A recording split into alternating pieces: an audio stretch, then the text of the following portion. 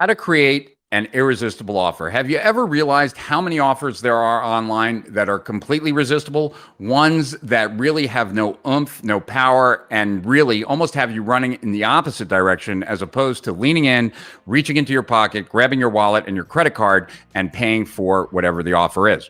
Well, if you've ever wondered what the difference is between an offer that is extremely compelling and so irresistible versus those offers that are ho-hum boring, I'm going to explain it to you in this video. Also in this video, I'm going to share with you a special resource where you can learn from some of the top internet marketers in the world, the ones that have the $25,000 masterminds and coaching programs, and how you can learn from them all absolutely free. I'm going to tell you about that at the end, and that is a compelling offer. So what is a compelling offer? Well, the first thing that you need to realize is that your offer is so much more than just your product or service. Sure, there's a product and service involved, but what else is involved? Well, there could be bonuses and there should be bonuses, but most entrepreneurs make a mistake with bonuses. I'm going to fix that mistake for you in a minute. But there's bonuses or premiums that should be part of the offer.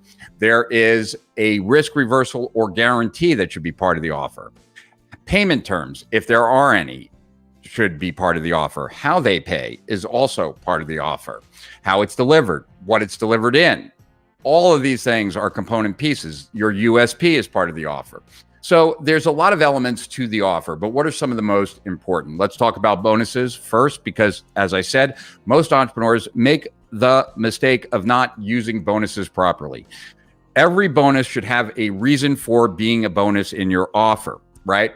That means that you need to understand what are some of the objections, what are some of the reasons why someone wouldn't buy your product or service, and then counter those objections with a bonus. So for example, in my coaching program where I teach entrepreneurs how to grow their online business, some prospects might think, I need to figure out my niche before I could ever hire Rich to help me grow my business. Well, if a lot of prospects feel that way, they end up sitting on the sidelines. And procrastination is the killer of all sales. We want to give our prospects absolutely zero reason to procrastinate. So if I have a coaching program and I'm trying to get as many prospects as I can to become clients of mine, then I need to deal with that objection. One of the easiest ways to deal with that objection could be hosting a special webinar next week where I'm going to help each and every one of the new clients in my coaching program figure out the exact ideal niche for them. Or I could write a report and have that be a bonus, like find your ideal niche in 24 hours or less. Or I could create something that would then actually be another reason to buy as opposed to an objection as a reason not to buy, right? So that's one way to kind of think about bonuses and how they can actually do some of the heavy lifting for you.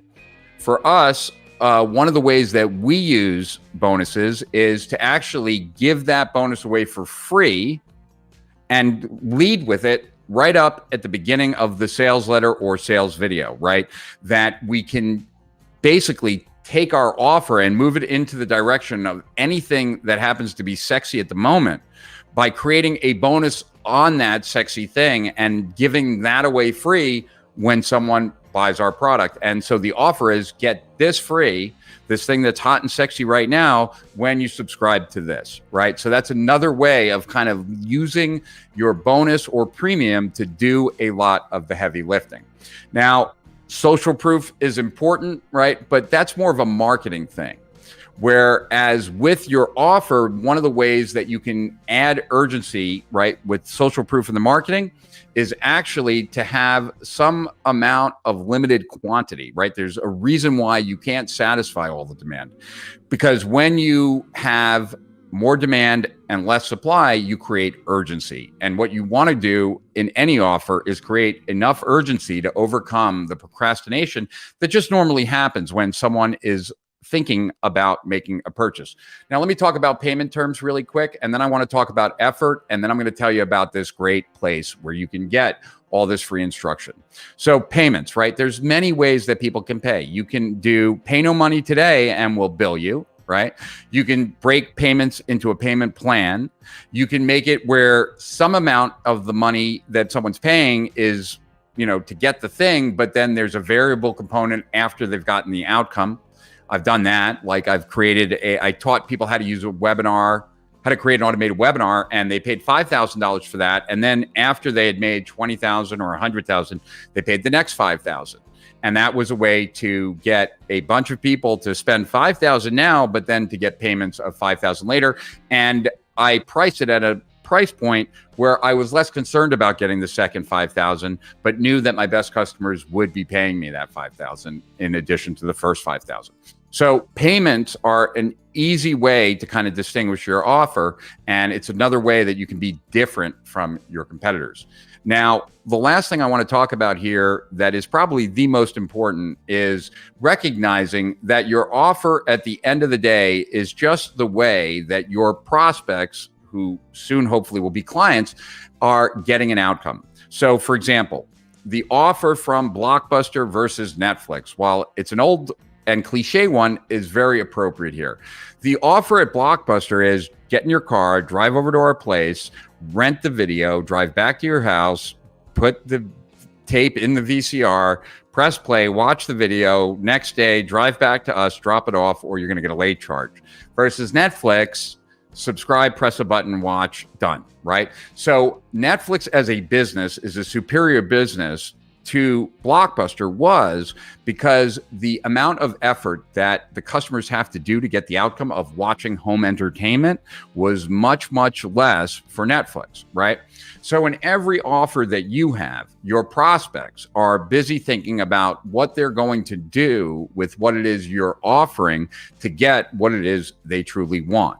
The more that you're able to package your offer in a way that feels like it's not much effort, the better off you're going to do with that offer. And this really became clear to me when I saw Russel Brunson, someone that I coached a long time ago, when I saw him create these offers that really gave me the feeling as I was listening to him present the offer that there was very little effort involved because everything was templated. Everything was something that he had used that now he's giving you to use with some slight modification, which just felt like he was doing most of the effort.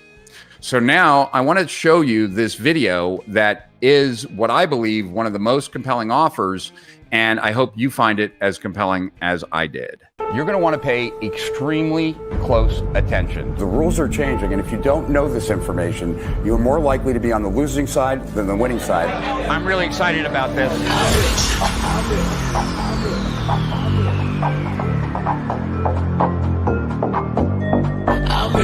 Dean Graziosi, Mike Filsaime, Katrina Ruth, Ryan Deiss, the one and only Russell Brunson, Sonia Riccati. We have Molly here, Todd Brown, Rowan Fraser, Mike Diller, Jeff Walker, Neil Patel, Dennis Hughes.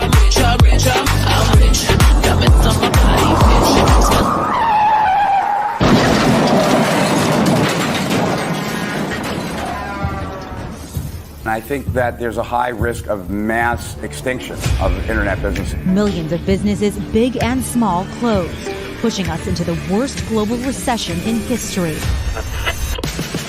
The writing is on the wall because things are changing, things are happening. Change in the industry that's forcing people to evolve and adapt or basically die. You need to see this to understand it. Something like that will happen. You can write it in blood.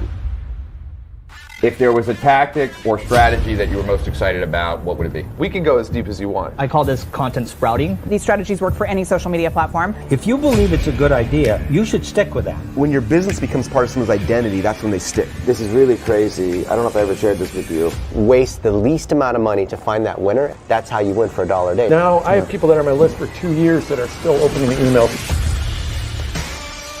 To get this many amazing people in a room, just amazing. We're about to take you behind the scenes. I love what you're doing here. This is amazing. If you want to know what's happening in the future, tune in now.